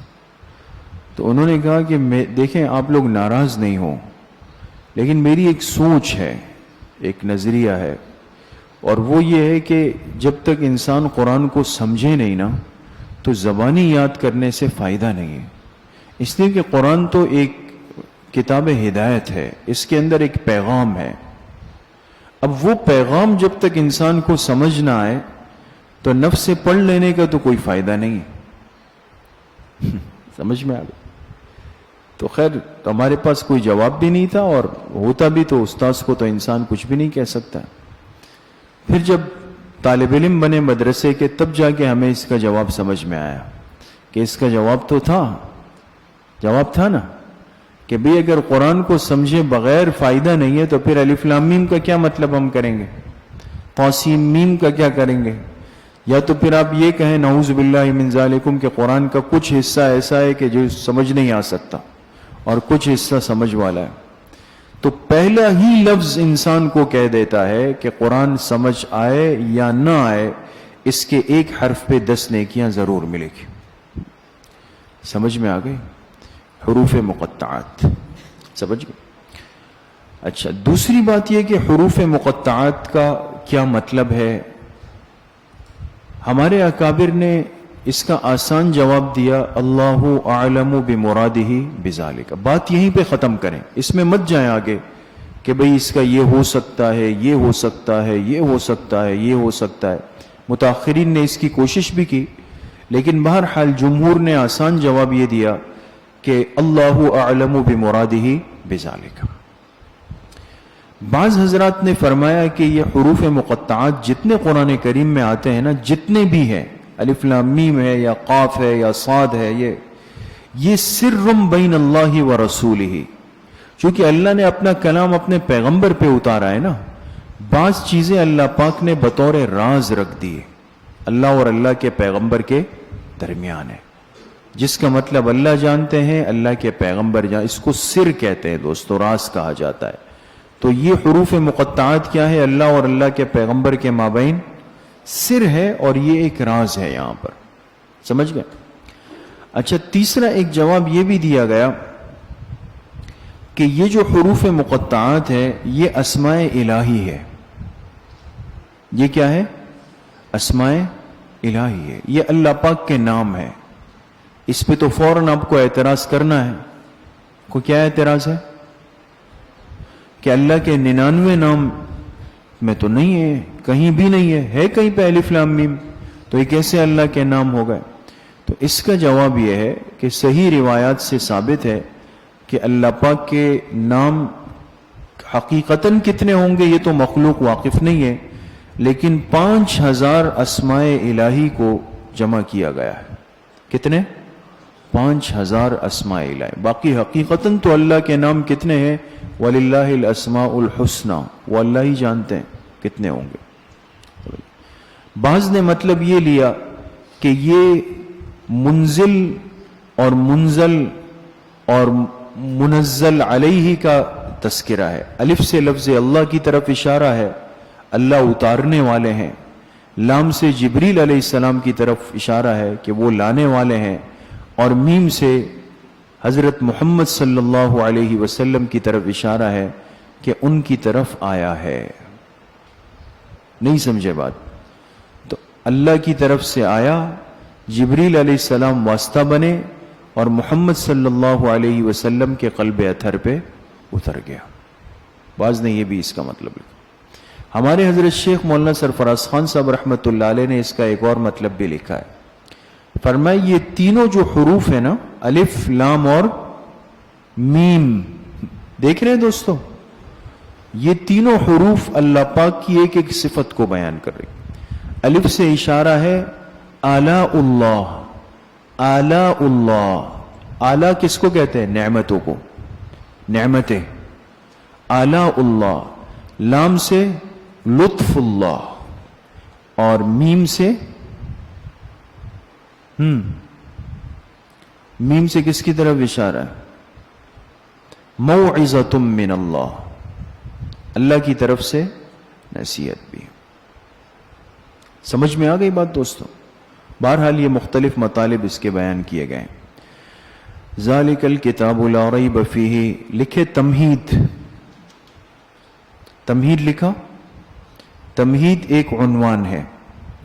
تمہید, تمہید کس کو کہتے ہیں؟ انسان جب کوئی بات شروع کرتا ہے نا تو پہلے اپنا موضوع بتاتا ہے. آپ جب جمعہ پڑھائیں گے یا پڑھاتے ہوں گے, کہتے ہیں آج انشاءاللہ ہم بات کریں گے شب برات پر. یہ پہلے کہہ دیتے ہیں شب برات کے فضائل, مسنون اعمال پر. یہ آپ نے تمہید بنا دی. اس کے بعد آئے گی اس کی تفصیل, اس کے بعد آئے گی اس کا خلاصہ. ہر موضوع 3 حصوں میں بٹا ہوا ہوتا ہے. ذالک الکتاب لا ریب فیہ, یہاں سے کیا ہے دوستو؟ تمہید ہے. آگے جا کے عنوان آئے گا تفصیل, آگے جا کے عنوان آئے گا خلاصہ. ٹھیک ہے. ذالک الکتاب, لکھے صداقت قرآن. جی تو آپ لوگ بزرگ لوگ ہیں نا, اس صورت کا خلاصہ اور ربط نہیں ہونا چاہیے تھا؟ ہونا چاہیے تھا نا, یا کل کر لیں؟ دیکھیں دوستو, کھول لیں, شاباش, جلدی. ربط سورۃ البقرہ بالفاتحہ نظر آ رہا ہے؟ ربط سورۃ البقرہ بالفاتحہ. 2 ربط بیان کر رہے ہیں دوستو, 2 ربط. نمبر 1, سورہ فاتحہ میں اہدنا الصراط المستقیم سے درخواست ہدایت تھی. سورۃ البقرہ میں ذالک الکتاب لا ریب فیہ ھدی للمتقین سے اجابت درخواست کا بیان ہے. اجابت کس کو کہتے ہیں؟ قبول. آپ درخواست دیتے ہیں, پھر کل وہ قبول بھی ہو گئی. تو سورہ فاتحہ میں ہم نے درخواست پیش کی اور سورہ بقرہ میں اس کی قبولیت کا ذکر. نمبر 2, رب سورہ فاتحہ میں 3 جماعتوں کا اجمالاً ذکر تھا. کتنی جماعتوں کا؟ 3. نمبر 1, منعم علیہم. منعم, جن پر اللہ کا انعام ہوا, جن پر. یہ تذکرہ کہاں ہوا ہے دوستو؟ صراط الذین انعمت علیہم, یہ ہے منعم علیہم. سمجھ گئے؟ نمبر 2, مغضوب علیہم. نمبر 3, ضالین. 3 طبقے ذکر ہوئے تھے لیکن اجمالاً تھے, تفصیل نہیں تھی. اب سورہ بقرہ میں اس کا تفصیلاً ذکر آئے گا, مومنین کا بھی, یہود کا بھی, نصارہ کا بھی. خلاصۃ البقرہ. دیکھیں, اس سورت کے 2 حصے ہیں. پہلا حصہ ابتدائے سورت سے وَأُولَئِكَ هُمُ الْمُتَّقُونَ رکوع نمبر 22 تک. دوسرا حصہ وہاں سے لے کر آخر سورت تک. تو پوری سورہ بقرہ کے کتنے حصے ہو گئے؟ 2 حصے. پہلا حصہ 22ویں رکوع تک, دوسرا حصہ آخر تک. پہلے حصے میں 10 مضامین ہیں. کتنے مضامین ہیں؟ 10. نمبر 1, تمہید, جس میں فرق ثلاثہ کی تفصیل ہے. 3 فرقے بیان ہوں گے. ابھی آپ نے تمہید لکھا نا, اس میں 3 فرقے آئیں گے. نمبر 2, توحید. نمبر 3, صداقت قرآن. نمبر 4, قصہ تخلیق و تخلیف آدم علیہ السلام. تخلیق کہتے ہیں پیدا کرنے کو, تخلیف کہتے ہیں اپنا خلیفہ اور نائب بنانے کو. نمبر 5, بنی اسرائیل کے انواع 5 5 قسمیں مع تتمات. نمبر 6, ازالہ شبہات یہود. نمبر 7, 5 شکوے.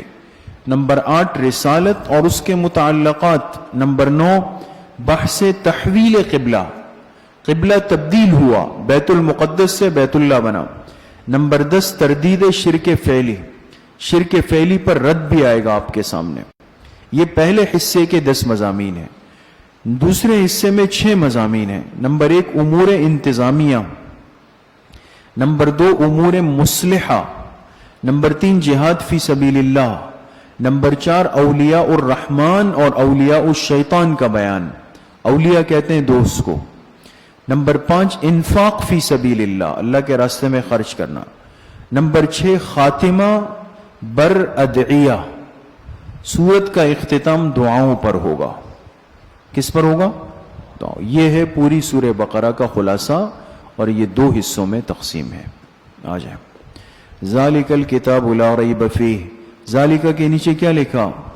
صداقت قرآن، قرآن کی سچائی، یہ وہ کتاب ہے۔ کتاب کے نیچے لکھے کتاب کامل، کتاب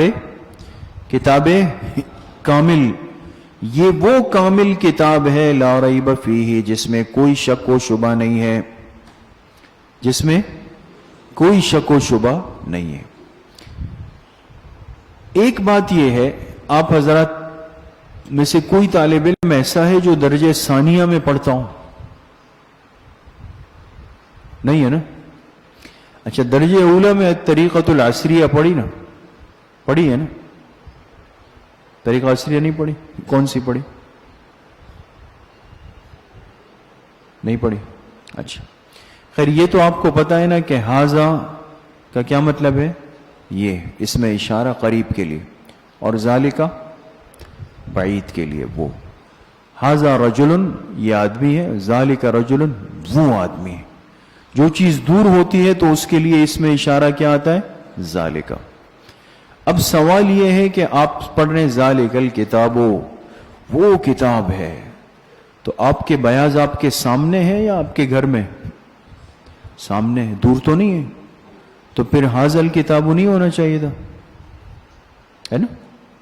تو اس لیے یہ جو شبہ پیدا ہو رہا ہے کہ ذالکہ تو اس میں اشارہ بعید کا ہے، تو اس کا جواب لکھیں کہ یہ بعد رتبی کی طرف اشارہ ہے۔ کس کی طرف؟ کبھی کبھی بعد باعتبار کس کے ہوتا ہے؟ مرتبے کے، مرتبے کے اعتبار سے۔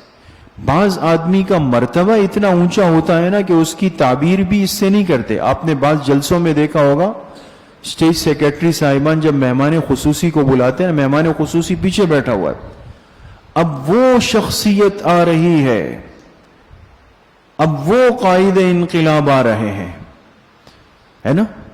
اب وہ آ رہے ہیں، حالانکہ وہ تو یہ ہے، لیکن وہ کیوں کہہ رہا ہے؟ ان کے مرتبے کے اونچا ہونے کی وجہ سے۔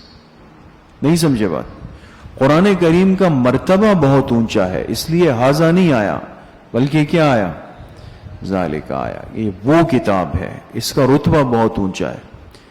آگے فرمایا لا ریب فیہ، لا ریب فیہ کا ترجمہ اصل میں یہ ہونا چاہیے کہ جس میں کسی شک کی گنجائش تک نہیں ہے، جس میں کسی شک کی گنجائش تک نہیں۔ یہ بات پہلے بھی عرض کی ہے، جو پرانے طلبہ ہیں وہ جانتے ہیں کہ اصل میں عربی میں 3 الفاظ استعمال ہوتے ہیں۔ یہاں پہ لفظ استعمال ریب ہوا ہے نا، ترجمہ بھی آپ نے ایسا کرنا ہے۔ عربی میں شک کے 3 درجے ہوتے ہیں۔ ایک درجہ ہوتا ہے بہت مضبوط درجہ، اس کے لیے شک ہی آتا ہے۔ کیا آتا ہے؟ شک۔ ایک اس سے ذرا درمیانہ معتدل درجہ ہے، وہ ہے مریہ، فی مریۃ من لقاء ربہ، یہ لوگ اپنے رب سے ملاقات میں شک نہیں کرتے، اس کے لیے کیا آتا ہے؟ مریہ، میم را یا اور گولتا۔ اور سب سے ہلکا درجہ جس میں شک بالکل نہ ہونے کے برابر ہے، اس کیا ہوتا ہے؟ ریب۔ کیا ہوتا ہے؟ اب دیکھیں پہلا درجہ کیا ہے؟ شک، جس میں دونوں پہلو بالکل برابر ہوتے ہیں، ہو بھی سکتا ہے نہیں بھی ہو سکتا ہے، بیلنس بالکل برابر ہے۔ دوسرا درجہ کیا ہے؟ مریہ، مریا کے اندر شک کم ہو جاتا ہے، اس کا بیلنس نیچے آ جاتا ہے، سمجھ گئے؟ یقین کا ترازو اوپر ہوتا ہے اس میں. اور ریب کیا ہوتا ہے؟ اس میں شک اور شبہ بالکل کیا ہو جاتا ہے؟ تقریباً نہ ہونے کے برابر. دیکھیں قرآن کریم کے لیے جو لفظ استعمال کیا، یہ نہیں کہا کہ لا شک فیہ، اس لیے کہ وہاں پر یقین اور شک دونوں کا ترازو برابر ہوتا. مریا بھی نہیں کہا، بلکہ کیا کہا؟ ریب. اس میں شک و شبے کی گنجائش بھی نہیں ہے، گنجائش بھی نہیں ہے اس میں. اس پر اشکال یہ ہے کہ لا ریب فیہ، آپ دعویٰ کر رہے ہیں اس میں شک و شبے کی گنجائش نہیں ہے. یہ سارا 2/3 دنیا کافر ہے، تو قرآن میں شک کرتے ہیں؟ کرتے ہیں نہیں کرتے؟ کرتے ہیں تبھی تو نہیں مانتے. دوسری بات، خود قرآن کریم میں ابھی آپ پڑھیں گے وَإِن كُنتُمْ فِي رَيْبٍ مِّمَّا نَزَّلْنَا عَلَىٰ عَبْدِنَا، ہے نا؟ وَإِن كُنتُمْ فِي رَيْبٍ مِّمَّا نَزَّلْنَا، اللہ فرماتے ہیں اگر تم ہماری اس اتاری ہوئی کتاب میں شک کر رہے ہو تو پھر اس کے مقابلے کی کتاب لے آؤ. معلوم ہوا کہ اللہ کے بھی علم میں تھا کہ ان کے ذہنوں میں کیا ہے؟ شک ہے. تو شک تو ہے، تو لا ریب فیہ کیسے ہو گیا؟ دونوں باتوں میں تو کیا آ گیا؟ تعارض آ گیا. تعارض آ گیا نا. اس کا جواب یہ ہے کہ تعارض نہیں ہے. اب ایک تو اس کا منطقی جواب ہے دوستو، اس کو چھوڑ دیں تو بہتر ہے، موضوع اور محمول کو ملانا پڑے گا، اس لیے آسان والا جواب سمجھ لیں. دونوں باتوں میں تعارض نہیں ہے. وجہ یہ ہے کہ دونوں کا محل الگ ہے، دونوں کا محل الگ ہے. لا ریب فیہ کا محل جو ہے وہ کتاب ہے، اس کا محل کیا ہے؟ کتاب. اور وَإِن كُنتُمْ فِي رَيْبٍ، اس کا محل جو ہے وہ اذہان ہے. کیا ہے؟ انسان کا ذہن نہیں ہے، کھوپڑی، عقل. یہ اب یہ جو قرآن ہے نا، اس میں تو کوئی شک نہیں ہے. شک ہے تو وہ کس میں ہے؟ انسان کے دماغ میں ہے. سمجھ گئے؟ یہ آیت جو لا ریب فیہ نفی کر رہی ہے، یہ کس محل کی کر رہی ہے؟ کتاب کی کر رہی ہے. اللہ کی اس کتاب میں تو کوئی شک نہیں ہے. اور وَإِن كُنتُمْ فِي رَيْبٍ میں جو شک کا اس بات ہو رہا ہے وہ کون سے شک کا ہے؟ جو لوگوں کی ذہنوں کے اندر ہے. جب دو چیزوں کا محل الگ ہو جائے نا تو آپس میں تعارض نہیں رہتا ہے دوستو. کچھ سمجھ گئے؟ ہدی للمتقین، اور یہ کتاب ہدایت ہے متقین کے لیے. ہدن کے نیچے لکھے ایصال الی المطلوب، ایصال الی المطلوب. آپ نے شرح تہذیب میں پڑھا ہے نا، ایک ہوتا ہے اراءۃ الطریق، راستہ دکھانا، ایک ہے ایصال الی المطلوب. بھائی بنوری ٹاؤن کہاں ہے؟ آپ گیٹ کے باہر نکلے، کہاں ایسے سیدھا جائیں، ایک ہرے گنبد والی مسجد آئے گی، پھر روڈ پار کریں، سامنے ایک یتیم خانہ آئے گا، پھر آپ ایسے سیدھا چلے جائیں، سامنے جو ہے میرٹھ کباب پراٹھے والا آئے گا، پھر آپ ایسے الٹے ہاتھ پہ چلے جائیں، آپ کو ریڈ کلر کی مسجد نظر آئے گی. یہ سارا نقشہ آپ نے یہاں کھینچ کے ان کو دیا، خود نہیں گئے نا. یہ ہے اراءۃ الطریق، راستہ دکھانا. اور ایک یہ کہ کسی نے کہا یار بنوری ٹاؤن جانا ہے، معلوم نہیں ہے، چلے بھائی میں بھی فارغ ہوں، آپ کے ساتھ چلتا ہوں. آپ نے پکڑا اس سے ہاتھ اور باتیں بھی کر رہے ہیں، پوچھ رہے کہاں سے آئے، کب آئے، کیسے آئے. چلتے چلتے بنوری ٹاؤن کا گیٹ آیا، آپ نے کہا جناب یہ ہے مسجد، یہ ہے ایصال الی المطلوب. تو قرآن کتاب ہدایت ہے، صرف اراءۃ الطریق نہیں کہ اس نے بتا دیا کہ یہ ایسا کر لے، ایسا کر لے، ایسا کر لے. نہیں نہیں، اس نے انسان کو اس کی منزل مقصود تک پہنچایا ہے. سمجھ میں آ گئی؟ تو ہدن کون سی ہدایت ہے؟ ایصال الی المطلوب. للمتقین، یہ ہدایت ہے متقین کے لیے. لکھیں مستفیدین من القرآن. مستفیدین، متقین کا مطلب یہ ہے کہ جو اس سے فائدہ اٹھانے والے ہیں، جو اس سے کیا ہے؟ فائدہ. یہ اس اشکال کا جواب ہے دوستو جو آپ حضرات سے کل عرض کیا تھا، جو آپ حضرات سے کل عرض کیا تھا. کیا اشکال تھا؟ کہ دوسری جگہ فرمایا ہدی للناس، شہر رمضان الذی انزل فیہ القرآن ہدی للناس. پوری انسانیت کے لیے ہدایت ہے، اور یہاں فرمائے کہ متقین کے لیے ہدایت ہے نا؟ تو اس کا جواب یہ ہے کہ تھا تو سب کے لیے، لیکن فائدہ کس نے اٹھایا؟ متقین نے اٹھا لیا۔ سمجھ میں آ گئے؟ فائدہ کس نے اٹھا لیا؟ متقین نے اٹھا لیا۔ جواب سمجھ گئے؟ اچھا، ایک اور جواب بھی دیا گیا کہ ہدی للمتقین جو فرمایا یہ باعتبار ما یعول کے ہے۔ باعتبار ما یعول سمجھتے ہیں؟ باعتبار ما یعول کا مطلب ہوتا ہے کہ جو چیز آگے چل کر ہونی ہے، آگے چل کر ہونی ہے۔ جیسے مثال کے طور پہ درجہ سادسہ کے طالب علم سے کہا جائے کہ مولانا صاحب جلالین لے آئے، سادسہ والا تو مولانا صاحب نہیں ہے، اس نے تو دورہ حدیث نہیں کیا، لیکن اس کو مولانا صاحب کہا گیا باعتبار ما، اس نے 2 سال بعد مولانا بننا ہے اور یہ اسی راستے پہ چل رہا ہے۔ سمجھ گئے؟ تو قرآن تو ہدایت ہے پوری انسانیت کے لیے، لیکن متقین اس لیے کہا کہ یہی لوگ آگے چل کر چلتے چلتے کنورٹ ہو جائیں گے کس میں؟ متقین میں۔ سمجھ میں آ گئی بات دوستو؟ 2 جوابات ہو گئے۔ تیسرا جواب یہ دیا گیا کہ ہدی للناس جو کہا گیا وہ ہے بالقوہ۔ کیا ہے؟ قوہ، بالقوہ، اور للمتقین ہے بالفعل۔ اب دیکھیں یہ بھی منطق ہے۔ طلبہ کہتے ہیں مدارس کے نصاب میں منطق ہونی نہیں چاہیے، اس کو نکال دیا جائے۔ آپ نکال دیں اور آپ کے علوم عالیہ کمزور پڑتے چلے جائیں گے جیسے ہو گئے ہیں۔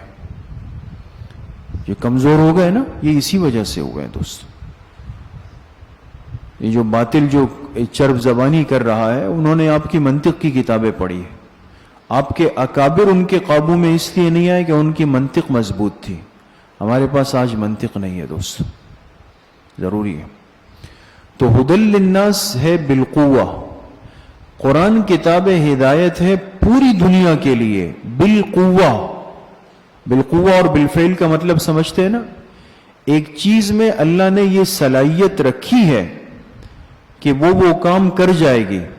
مثال کے طور پہ ہم سب ساتھیوں نے، شاید آپ میں سے ہی بہت سو نے ناشتہ نہیں کیا ہو، اب ناشتہ تیار ہے، سب کے لیے نہیں ہے، ایسی ایک مثال دے رہا ہوں۔ اب مثال کے طور پہ چائے پراٹھا رکھا ہوا ہے، ابھی ہاتھ نہیں لگایا، شروع نہیں کیا، لیکن یہ بالقوہ ہمارے پیٹ بھرنے کی صلاحیت رکھتا ہے نا؟ اور ایک یہ کہ ہاں جناب بیٹھ گئے، آلتی پالتی مار لی، بسم اللہ وعلی برکت اللہ، اور شروع ہو گئے، تو 3 پراٹھے کھا لیے، بالفعل آپ کا پیٹ بھر گیا۔ سمجھ گئے؟ تو پراٹھا کھایا نہیں، لیکن کھانے سے پہلے اس میں آپ کے پیٹ بھرنے کی صلاحیت ہے، یہ کہلاتا ہے بالقوہ۔ سمجھ گئے؟ اور جب کھا لیا اور پیٹ میں چلا گیا، یہ ہے بالفعل۔ تو قرآن کتاب ہدایت ہے پوری انسانیت کے لیے بالقوہ، اور متقین تو فائدہ اٹھا چکے ہیں، تو وہ کیا ہے؟ بالفعل۔ اب متقین کون ہے؟ ہر آدمی کہے کہ جی میں بھی متقی ہوں، میں بھی متقی ہوں۔ اللہ نے فرمایا متقین ہم بتائیں گے، تم نہیں۔ کون ہے؟ الذین یؤمنون بالغیب، لکھیں صفات متقین، صفات متقین لکھا۔ متقین کون ہے؟ الذین یؤمنون بالغیب، یؤمنون کے نیچے لکھیں صفت نمبر 1، یقیمون الصلاۃ، اس کے نیچے لکھیں صفت نمبر 2، وَمِمَّا رَزَقْنَاهُمْ يُنْفِقُونَ، لکھیں صفت نمبر 3، وَالَّذِينَ يُؤْمِنُونَ بِمَا أُنزِلَ، لکھیں صفت نمبر 4۔ لکھ لیا؟ وَبِالْآخِرَةِ هُمْ يُوقِنُونَ، لکھیں صفت نمبر 5۔ کتنی صفات ہو گئی؟ 5 صفات ہو گئی۔ کن کی؟ متقین کی 5 صفات۔ اب آپ دیکھتے رہیں۔ الذین یؤمنون بالغیب، وہ لوگ ہیں جو ایمان رکھتے ہیں بالغیب، بن دیکھی چیزوں کے، بن دیکھی جو چیزیں نظر میں نہیں آئی، اللہ کو نہیں دیکھا، قیامت کو نہیں دیکھا، پل صراط کو نہیں دیکھا، قبر کو نہیں دیکھا، جنت جہنم کو نہیں دیکھا، لیکن سب چیزوں پر ایمان ہے. یہ ہے بالغیب، بن دیکھی چیزوں کے. لکھ لیا؟ اس کے نیچے لکھے درستگی اعتقاد. یؤمنون بالغیب جو ہے یہ ہمارے کس چیز کو درست کرتا ہے؟ اعتقاد. لکھیں درستگی اعتقاد. لکھ لیا؟ وَيُقِيمُونَ الصَّلَاةَ. دوسری صفت یہ ہے کہ یہ لوگ نمازوں کو قائم کرتے ہیں. لکھیں درستگی اعمال. پہلے عقیدہ بنائیں پھر اعمال بنائیں. وَمِمَّا رَزَقْنَاهُمْ يُنْفِقُونَ. ہمارے دیے ہوئے رزق میں سے یہ لوگ کیا بھی کرتے ہیں؟ انفاق. انفاق کے معنی کیا ہے؟ خرچ کرنا. ہمارے دیے ہوئے رزق میں سے خرچ بھی کرتے ہیں. والذین یؤمنون بما انزل الیک. اور یہ وہ لوگ ہیں جو کہ ایمان رکھتے ہیں بما اس وحی پر انزل الیک جو آپ پہ اتاری گئی. جو ایمان رکھتے ہیں کس پر؟ اس وحی پر. اب ہم لوگ کیا کرتے ہیں دوستوں، اور کر سکتے ہیں، ہم لوگ ترجمہ کرتے ہیں اور وہ لوگ جو ایمان رکھتے ہیں اس کتاب پر جو آپ پہ اتاری گئی. ترجمہ تو صحیح ہے لیکن محدود ہو گئے دوستو. آپ لوگ بند ہو گئے. کیوں؟ اس لیے کہ پھر حدیث نہیں آئی اس میں. اس وحی پر ایمان رکھتے ہیں جو آپ پہ اتاری گئی. تو الیکا کے نیچے لکھے مطلوب یا غیر مطلوب. مطلوب یا قرآن کریم وحی مطلوب ہے، اس کی تلاوت بھی ہم کرتے ہیں. حدیث بھی وحی ہے، ہمارا عقیدہ ہے. پیغمبر کی زبان مبارک سے جو نکلا وہ اللہ کے حکم سے نکلا ہے، وہ بھی وحی ہے، لیکن وحی غیر مطلوب ہے. کبھی نماز میں پڑھا ہے وَلَا الضَّالِّينَ آمین انما الاعمال بالنیات وانما لامرئ ما نوى اللہ اکبر؟ نہیں ہے نا، غیر مطلوب ہے دوستو، لیکن ہے وحی وہ بھی. وما انزل من قبلک. اور ان کتابوں پر جو آپ سے پہلے اتاری گئی، اور ان کتابوں پر بھی ایمان رکھتے ہیں جو آپ سے پہلے اتاری گئی.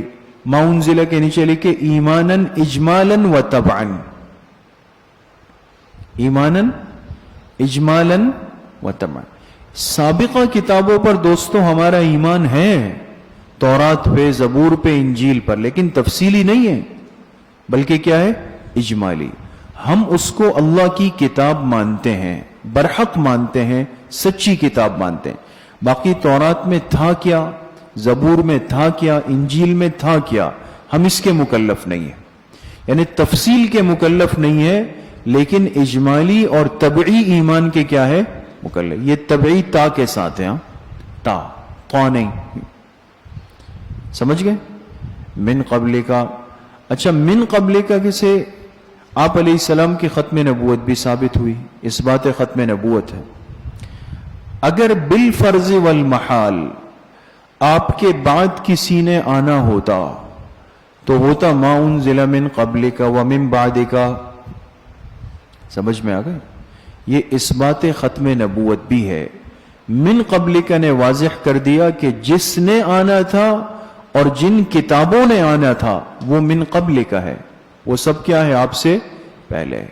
آپ کے بعد کوئی بھی نہیں آئے گا. سمجھ میں آ گئی بات دوستو؟ تو اس بات ختم نبوت بھی ہو گیا. وَبِالْآخِرَةِ هُمْ يُوقِنُونَ. یہ ہے صفت نمبر 5. اور آخرت پر بھی یہ لوگ کیا کرتے ہیں؟ آخرت پر بھی یہ لوگ یقین رکھتے ہیں. یہ عقیدہ آخرت ہے دوستو.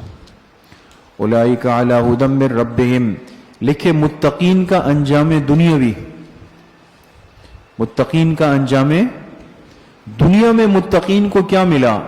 فرمایا یہ وہ لوگ ہیں جو ہدایت پر ہے اپنے رب کی طرف سے، ان کو دنیا میں ہدایت مل گئی، صحیح راستے پر آ گئے.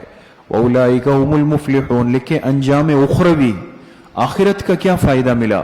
فرمایا اور یہی لوگ ہی پورے کامیاب ہے. مفلحون کا ترجمہ کامیاب نہیں، پورے کامیاب. الف لام کا کچھ نہ کچھ تو فائدہ ہوگا نا. یہی لوگ کیا ہے؟ پورے کامیاب ہے، پورے کے پورے کامیاب ہے. سمجھ میں آ گئی؟ یہ ہم بیچ میں کیوں لائے؟ ہم کہتے ہیں مبتدا کی خبر جب معرفہ ہو، مبتدا کی خبر جب کیا ہو؟ معرفہ ہو، تو درمیان میں ضمیر فصل لاتے ہیں. اولائی کا مبتدا ہے نا, اور المفلحون اس کی خبر ہے. المفلحون معرفہ ہے یا نکرہ ہے دوستو؟ معرفہ کی کیا علامت ہے؟ الف لام داخل ہو گیا نا, ہے نا. تو مبتدا کی خبر جب معرفہ ہو تو اس کے بیچ میں کیا لاتے ہیں؟ ضمیر فصل لاتے ہیں. لیکن یہ جو ضمیر فصل ہوتی ہے اس کو کہتے ہیں لا محل لها من الاعراب. لا محل لها, اس کی ترکیب میں کوئی حیثیت نہیں ہوتی ہے ترکیب میں, لیکن معنی کے اعتبار سے حصر کا فائدہ دیتا ہے. کس کا فائدہ دیتا ہے؟ یہی لوگ ہی پورے کامیاب ہے. یہی لوگ ہی کیا ہے؟ پورے کامیاب ہے. ان الذین کفروا, لکھے فریق ثانی کا ذکر. فریق اول تو گزر گیا نا, مومنین. 3 فریق آئیں گے. فریق ثانی کا ذکر لکھیں دوستو. ان الذین کفروا, بے شک جن لوگوں نے کفر کا راستہ اختیار کیا.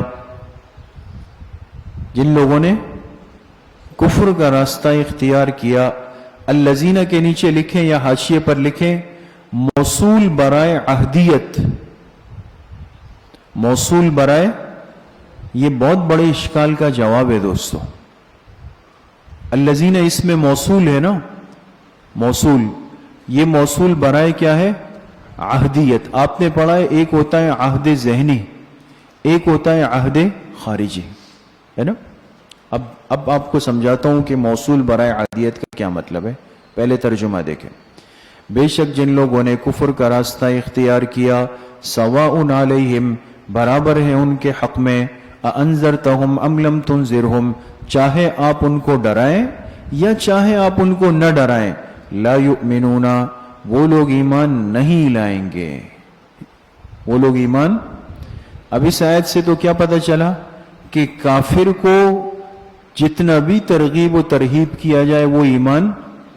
حالانکہ حضور علیہ السلام کی دعوت پر ہی لاکھوں صحابہ بنے ہیں. یہی لوگ تو کفر چھوڑ کر ایمان میں آئے ہیں. تو پھر آیت کا مطلب کیا ہوگا؟ نہیں سمجھے بات؟ یہی لوگ تو ایمان لائے نا. تو آپ حل کر چکے ہیں مسئلہ. موصول برائے, یہ جو الذین اس میں موصول ہے یہ ایک عہد ذہنی کفار کا ایک مخصوص طبقہ تھا. کفار کا ایک مخصوص طبقہ تھا جن کے بارے میں اللہ نے فیصلہ سنایا کہ ان پر انذار اور عدم انذار سے کوئی فرق نہیں پڑے گا. ابو جہل, ابو لہب, عتبہ, شیبہ وغیرہ الی آخری. سمجھ میں آ گئی؟ تو نفی اس طبقے کی ہے, اور اس کا پتہ ہمیں کون سے لفظ سے چلا؟ الذین سے چلا ہے. نہیں سمجھے؟ نہیں سمجھے بات کو؟ سمجھ گئے دوستو؟ یہ لوگ ایمان کے دائرے میں پھر داخل ہو گئے. اللہ پاک نے ان پر فضل فرما دیا. سمجھ گئے دوستو؟ اچھا, دوسری بات, ام لم تنذرہم لا یؤمنون. فرمایا آپ ان کو ڈرائیں یا نہ ڈرائیں یہ ایمان نہیں لائیں گے. ایک مخصوص طبقے کے لیے فرمایا کہ وہ ایمان, آپ کی محنت جتنی بھی ہو یہ ایمان.